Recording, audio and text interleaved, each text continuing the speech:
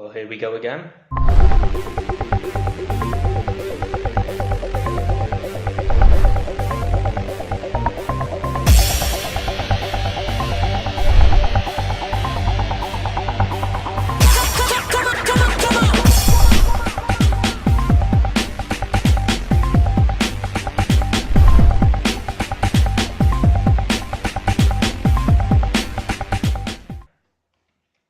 Welcome everybody, Mike the Vapor here. Got myself a little product review to do for the first time in over 12 months. My last video was October 2015 and it was just an unboxing video, so it wasn't even a properly edited video or anything along those lines. For the long-standing viewers and eagle-eyed people, you'll notice a different backdrop. So I've moved house, hence the reason why I haven't really been doing any reviews or anything lately, because I've been preoccupied with that. But well, I'm back. Here I am. So I was contacted recently by TECC, who are the electronic cigarette company, and they are owned by Pillbox 32, people that are in association with Totally Wicked. Basically emailed me and asked me if I'd like to strike up a bit of a relationship together and get some products out and do some reviews and so on and so forth. So I thought to myself, it's been a while since I've done anything, so why the hell not? Let's do it. Let's see what we've got going on with all the changes with the TPD and everything like that, and vaping probably being at its most popular at the moment. Why not? So today I have for you the UD Athlon 22 Mini.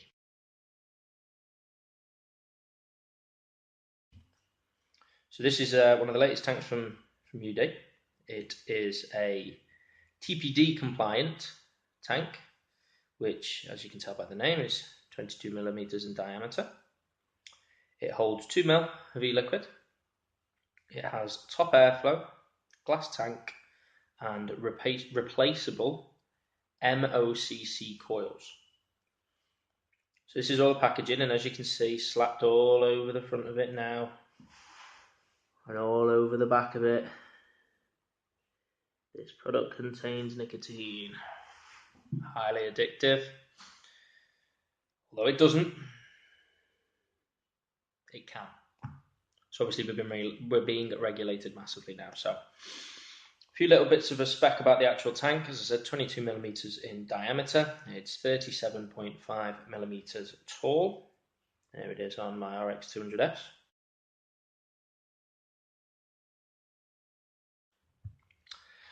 It's top fill, and on the side of this, it actually tells you that 3 millimeters is the maximum nozzle size for filling.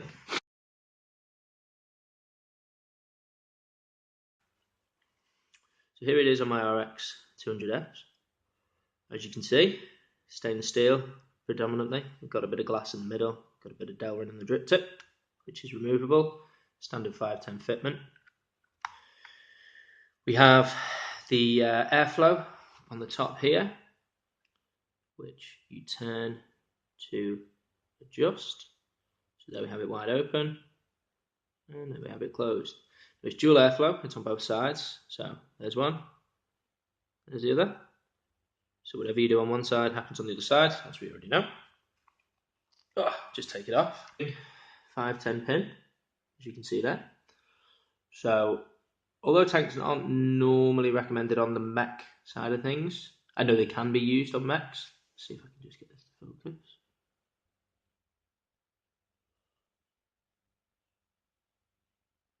There we go.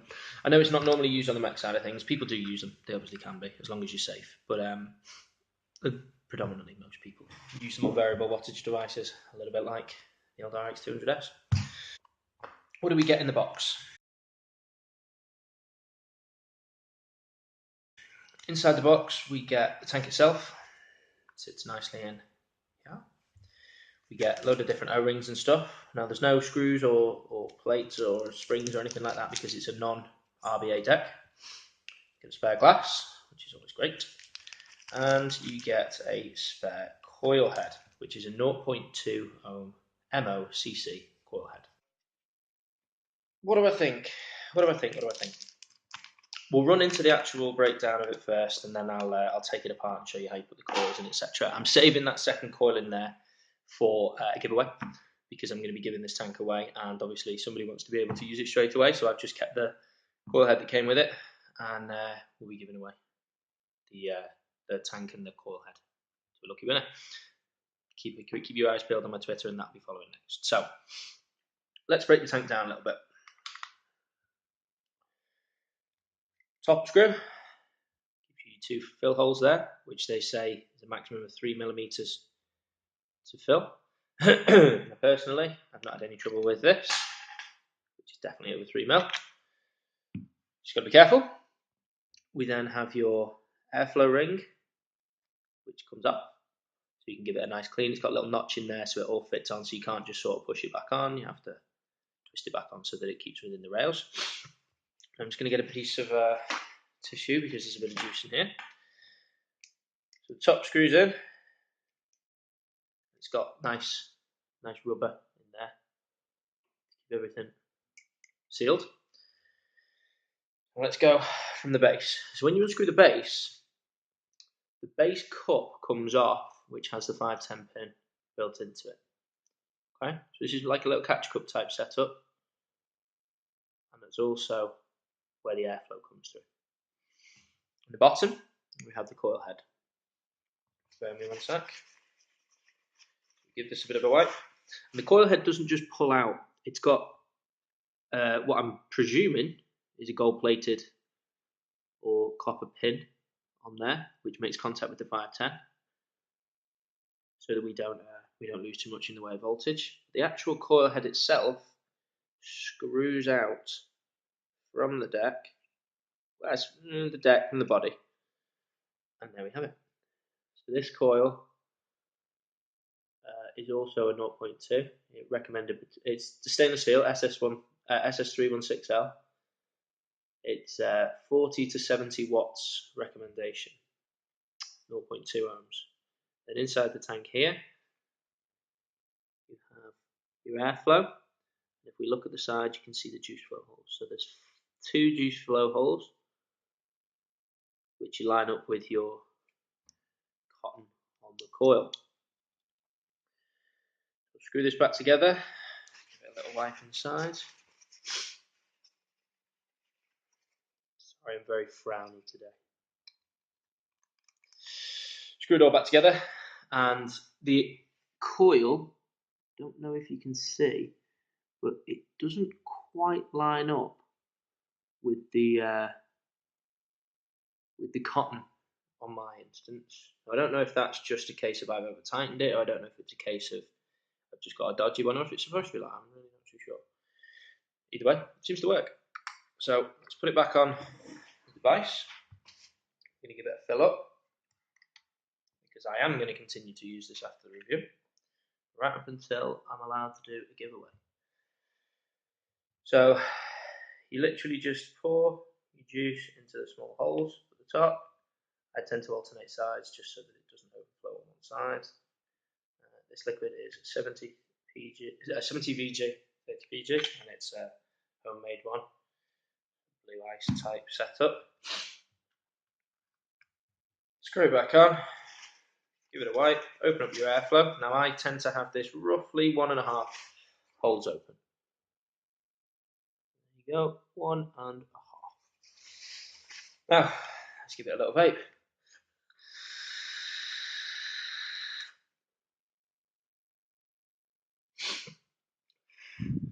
So that's at 55 watts, which on a 0.2 ohm coil is 3.32 volts, for those of you who want to know. Now, what are my thoughts? I've got some pros and I've got some cons. Now, the cons are all subjective, obviously, because it all depends on how you actually vape. So, we'll start out with the pros. First of all, a big one for me, TPD compliant. Now, as much as it's a pain in the arse, that's the way things are going now, unfortunately. So we're going to have to deal with the TPD. Now, this is a tank that has kind of, I wouldn't say it's gotten ahead of the trend as such, because there's a few out there now, but at least it's embracing the TPD and it's doing what it needs to do properly. So it comes with all the warnings. It comes with the 2 mil maximum capacity. It comes with the fact that it's it doesn't leak. I know that's not a full thing of the actual TPD, but that was obviously what was one of the concerns for people. It looks good. It holds the maximum amount of liquid, so they're not erring on the side of caution and going for 1.9 mil or 1.8 mil or anything along those lines. But yeah, the TPD compliance is a big thing. As much as we're going to all get pissed off and hate it's here to stay. So we're just going to have to get on with it. My next pro. The replacement heads are very, very simple to use. So there's no rebuildable or anything like that. So for people like my dad, for example, who literally has been on a Kanga Sub-Tank Mini for about 2 years, he goes into a shop, he buys a coil head, he throws it in, screws it in, juices it up, throws the old one in the bin, and he's back on the road, away he goes. Now with this, I'm presuming the coil heads are going to be fairly easy to source. I can't get out at the moment. But it does actually tell you on the front another model number that's available. So it's available with MOCC model number CV01. Now, I'm not entirely sure what that is, but I'm guessing that's a product code for a different resistance or a different type of material or something along those lines, which is cool. So hopefully there'll be a couple of different types of coil head around, but if not, it's very, very simple to do it. And you can actually still do it with a full tank of juice. Well, almost a full tank of juice. So when I tip it upside down, it's just a touch above the air hull. So yeah, you could probably get away with a full tank of juice as long as you were careful with it. You flip it upside down, take the coil head out, put the new one in, give it a bit of a juice. So, next one, quality control. I mean, UD, they're all over it. They're very, very good in terms of QC. There's never any crap on there. There's never any grease, any dirt, or anything like that. All the threads work nicely. And albeit there's not a vast amount of moving parts on this, they all screw together very nicely. And this top screw, I've never had an issue where I've unscrewed it from my mod because I couldn't get this off, and it is very, very smooth. Good, I like it. Airflow for days. When you open up both of these fully, you get a lot of airflow. So from a tank that's rated between 40 and 70 watts, that's a lot of airflow, an awful lot of airflow. I have it at about 1.5, which is all right. I mean, it's a bit noisy, but airflow, it is what it is. We all know what we're getting ourselves in for with this. Next one, the flavour's not bad. Now, it's not amazing, but at the end of the day, it is a stock coil head. And they are going to be slightly lower in terms of vapour production and flavour than if you were to build it yourself. That being said, though, it is good. It is good. And as you can see, again, 55 watts.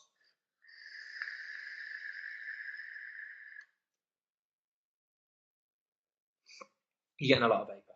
As I say, this is 70-30 juice. So the flavour's good. Not outstanding, but it's good. Now we're going to move on to the cons. Now, you probably all know that they're subjective cons and everybody vapes differently and this and that and the other, blah, blah, blah, blah, blah.